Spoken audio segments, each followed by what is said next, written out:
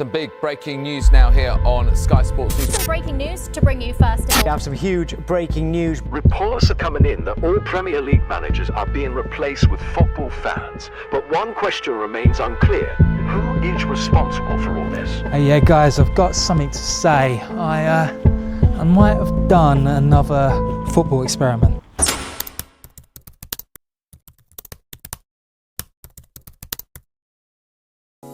Hi, I'm Brad Isrue, and I do magic. And I also do football experiments. And I want to know what happens when you take this ordinary fan and you make him manager of his favourite Premier League club. But we're not just doing it for that one fan. Oh no, we're doing it for all the fans. I've added a brand new manager for every club in the game. And I've given them the most English football fan names imaginable. We've got your Daves, we've got your Barrys, we've got your Franks. But we're also inclusive on this channel. So we've got your Brendas, we've got your Sharons, we've got your Karens. And I've paired them up with a proper English delicacy. Meet Barry Sausage, Nigel Bacon, Karen Trifle. I know, I don't like this idea either, but I've done it now, so let's keep going with it. Every manager comes from the city of the club they manage. And their stats? Well, everything is set to 1, except for loyalty, that's 20, because they're fans. And we've also completely destroyed their reputation. Here, let me explain.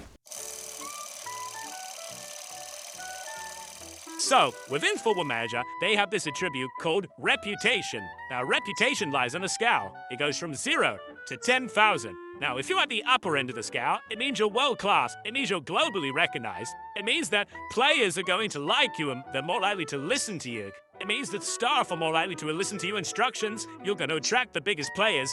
Fans are more likely to be lenient with you because they're going to trust the process because you're globally recognized. So, take Pep Guardiola, for example. He lies on this scale at 9,652. But if we move more into the mid-range of the scale, you'll find Richie Weddens, who manages Leyton Orient and League One. And they're my second favorite team. Sorry, I didn't mean to swear at you there.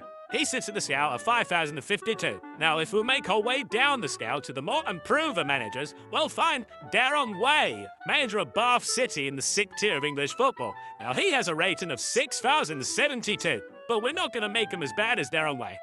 We're going to make them worse. We're going to give them a reputation of 1.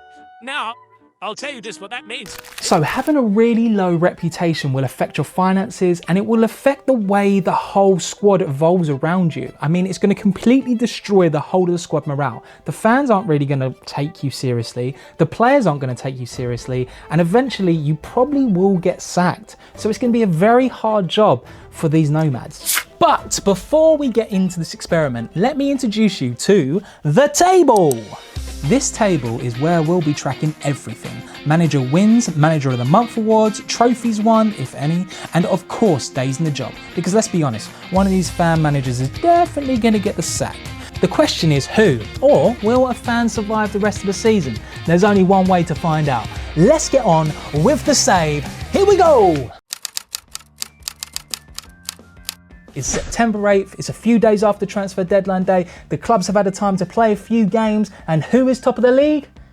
Chelsea. But Nottingham Forest are second, which makes this experiment a little bit unbelievable, but then we go to the bottom of the league, and then we see West Ham, and now the save's becoming really believable. However, fan manager Gavin Eels didn't exactly get the easiest of starts, suffering losses to Sunderland, Chelsea and then Forest. Meanwhile, Chelsea manager Julie Cheesecake is absolutely smashing it at the top, picking up her very first Manager of the Month trophy. Even Sean Thomas said, and I quote, "I wish I was Judy Cheesecake.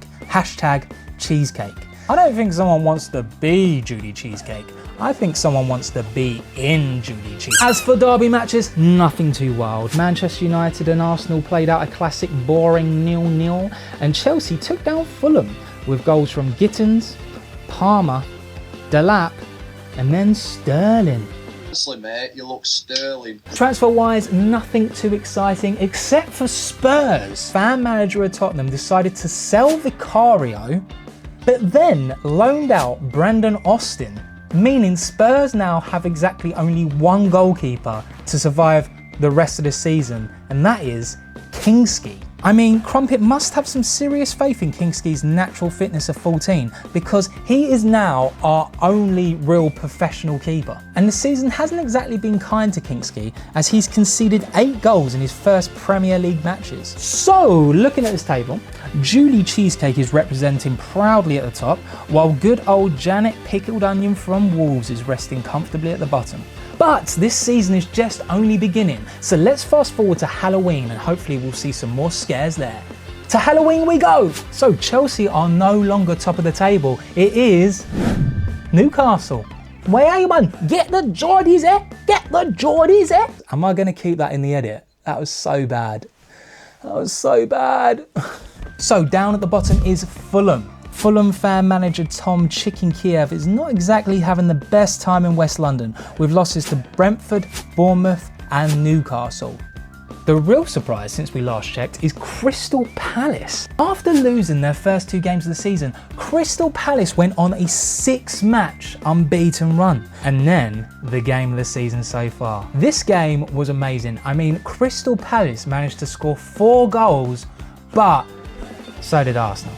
So it finished 4-4, which is pretty much, as I said, the game of the season so far. And that run did earn Crystal Palace fan manager Mary Marmalade the Manager of the Month trophy. I mean, well done, Mary. Mary and Julie. I mean, sisters are doing it for themselves, standing on their own 2 feet. In the derby matches, Liverpool beat Man United 3-0 at Anfield with goals from Salah and then Konate. Then Chelsea beat Liverpool 3-2. Not much madness in the cups, apart from Spurs. Classic my team Spurs losing 4-2 to Oxford in the 4th round of the Carabao Cup. That's what you get, Tracy Crumpet. That's what you get for playing an 18-year-old in goal. With a first touch of 4 and a composure of 5. I mean, can this person even stand up? What is impressive though is that Newcastle and Liverpool sit 5th and 6th in the Champions League. And remember, I didn't change any of the managers outside of the Premier League. So these fans are coming up against real top tier managers. So that's pretty impressive. Except for Paul Fishfinger, who's managing Arsenal as they sit bottom of the Champions League. So let's take a look at our manager league table. Newcastle and Liverpool fan managers are joint top. Now, Champions League teams do get a bit of an advantage since they're playing more matches, but they're also playing against Champions League teams and Champions League managers, so I think that they deserve that bit of an advantage. Right, let's fast forward to Christmas and see how the rest of the year unravels. I tried to do like a pun with like unraveling a present, but I couldn't think of one. Leave me down in the comment something that I could have said maybe that would have been funny. Right, at the top of the league, it is Arsenal. So fan manager Paul Fishfinger has led Arsenal to the top of the league. But it's not been great news for fan managers because there has been 8 league sackings. Yeah, that's right. 8 managers have been sacked. So let's look at the manager league table and I'll let you guess who's been sacked out of these managers. Okay, so when you're looking at it, who do you think has most been sacked? Yep, that's right. You're right. Tom Chicken Kiev from Fulham. Yep, he was the first manager to be sacked. Well done, correct. You get a sticker, well done. Tom got the boot on the 8th of November, not winning a single game during his entire time in charge. But the funniest part is the second he actually left Fulham, Fulham went on a 6-match unbeaten run, including a 2-0 win to Man City. But let's check the table again, and I'm gonna ask you again, who do you think the second manager to be sacked in this table is? Yeah, and you'd be wrong. Unless you guessed it was Dan Mayonnaise from Liverpool. Yeah, honestly, I thought this one was a little bit harsh. Since we last checked in, he only lost once in the league, but a 3-2 defeat to Chelsea, and then he had a 3-0 loss to Man United, a draw with Brentford, and a massive win against Newcastle in the Carabao Cup quarterfinals. But then they had 2 more draws, and apparently that was enough for the Scousers. So we decided to get rid of him, because we had enough of him. Start with the impressions. The next manager on the chopping block was Karen Trifle from Man United. She had a mixed run. We also said goodbye to Scott Custard from Newcastle. Now remember, Newcastle and Liverpool, they were joint top of the manager table last week, and now they're gone. Next up was Wolves boss Janet Pickled Onion, who only managed 1 win in her entire tenure.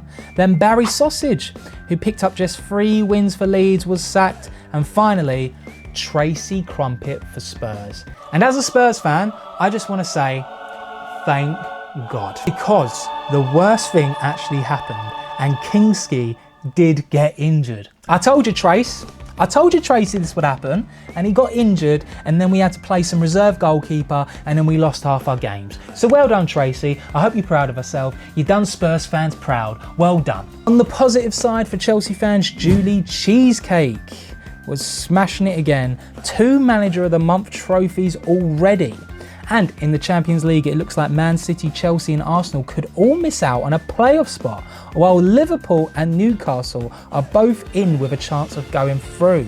But we don't care about those managers anymore because they're going to get replaced with actual real professionals because the fan managers have been sacked. So we don't care about that. So what does all this information mean for the table? Let's find out. Arsenal fan Paul sits on top. Julie Cheesecake is right behind him with 2 Manager of the Month awards. And at the very bottom, it's Fulham.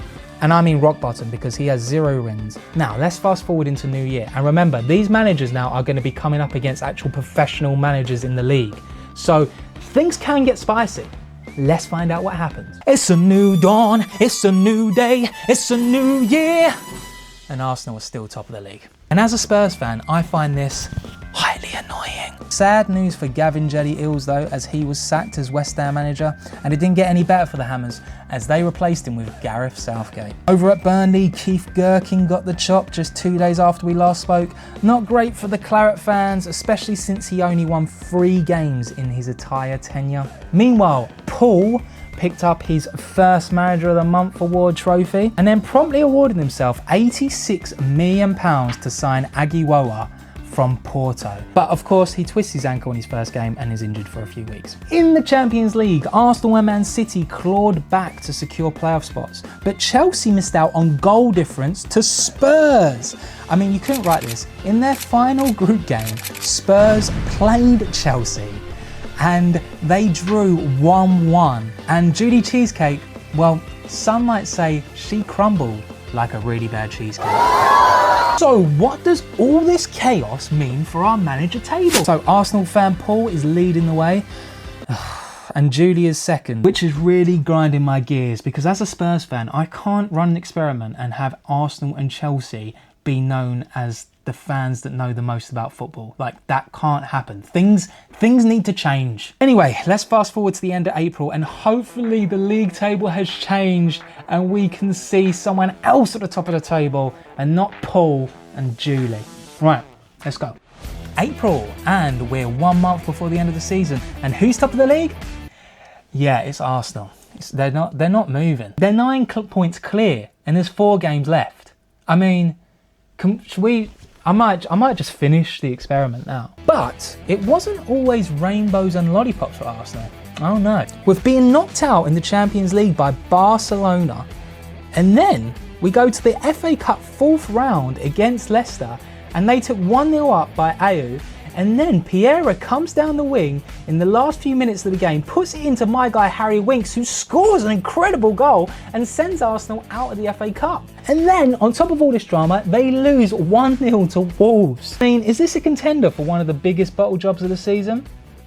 Hopefully. But the best story comes from, honestly, fan manager Brian Meatball of Sunderland when he took on Newcastle and won the game 2-0. And remember, Newcastle are run by Valverde, so Brian Meatball just won against a professional manager against his rival. I mean, that's absolute scenes. I mean, well done, Meatball. Well done. So yes, I agree. The top of the Premier League does look very bleak, but at the bottom of the league, we've got a good little relegation battle on our hands because Leeds are on 28, Brentford are on 30, Burnley are on 31, Sunderland on 31, and Wolves are on 32. And Brentford and Sunderland both still have their managers. I mean, talk about loyalty. That's impressive. The fans are sticking by fans, and that's nice to see. And Manager of the Month changed hands as well, as Jeff Beetroot took it from Man City, and Southgate won it on February, which I really don't care about. And then Nigel Bacon picked up his first one in March. Incredibly, there's actually been no more sackings. Like, no fan managers have departed their clubs yet. So we're definitely going to see some fans make it a whole season in the Premier League. Let's have a look what that means for our manager table. So in the final few games, Paul is sitting up high, but Jeff Beetroot is only 6 points behind. I mean, yep, this could get spicy, guys. Chelsea fell a few spaces with Julie Cheesecake, now in 5th, which honestly I'm not complaining about. But the thing I find the most unbelievable is Brentford have kept Ronnie Savaloy. I mean, that's the true winner here, isn't it? That's the true winner. Let's go to the final end of the season. I'm going to record this bit all live, so all my reactions are going to be live to this news. Hopefully we see Jeff Beetroot up at the top. Arsenal have crumbled it to 2nd. Oh, what a beauty sight that would be. All right, let's go and find out. Here we go, I'm going to load the game up.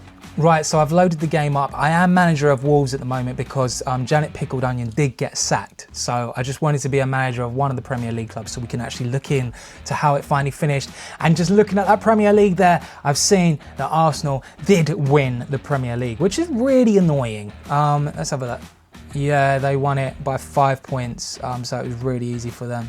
How did they win it? Let's have a look. So, yeah, looking on their fixtures, they won it in the most boring way possible. I mean, they won against Fulham, and I think that's what won them the game. And then they just went on and just drew every other game. At the bottom, okay, so Brentford did get relegated at the end. Burnley went down, and so did Sunderland.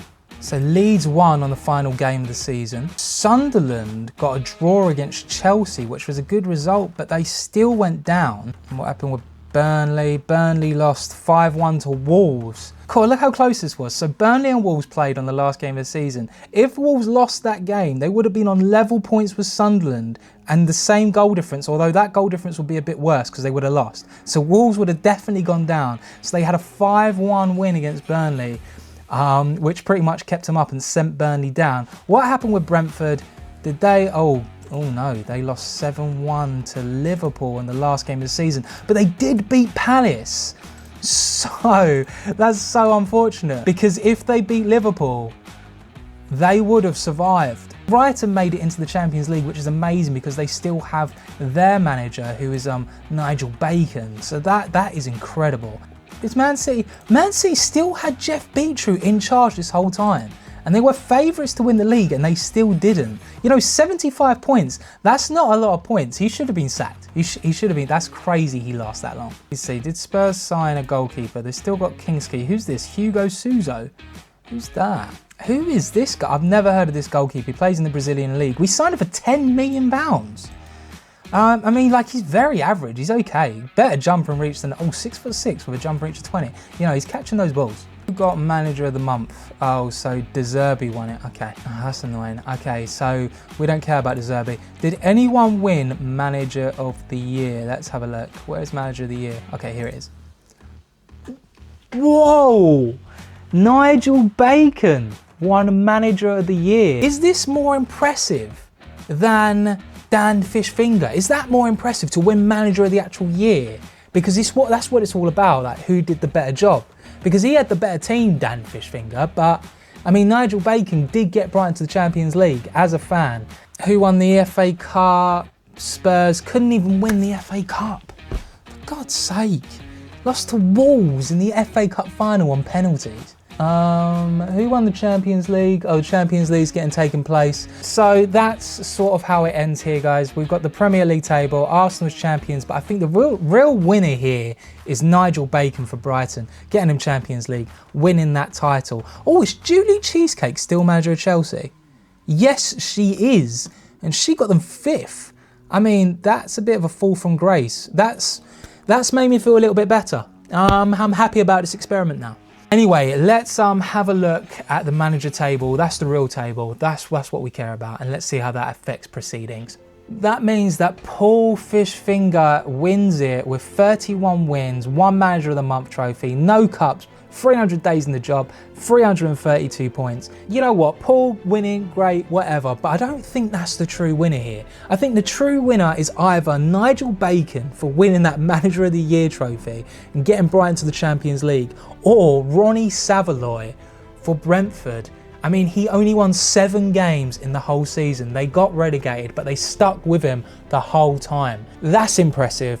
And that's what this experiment is all about. So there you have it, 300 days of chaos and pure drama. And if there's one thing that this proves, it proves that fans can compete against the big dogs in the Premier League. They can be there. So move aside your Pep Guardiola. It's time for Barry Sausage. He's coming for you. But you know what? Fair play to all the managers that took part. I mean, that was a really good showing. Apart from Tracy Crumpet, she can piss off. Hey guys, I just want to say thank you so much for giving up your time and watching this video today. I really appreciate it. If you want to see some more, I take on the San Marino challenge here and I try and get in their second victory in their entire history. So click on that video if you want to see some more. But thank you guys, I really appreciate your time.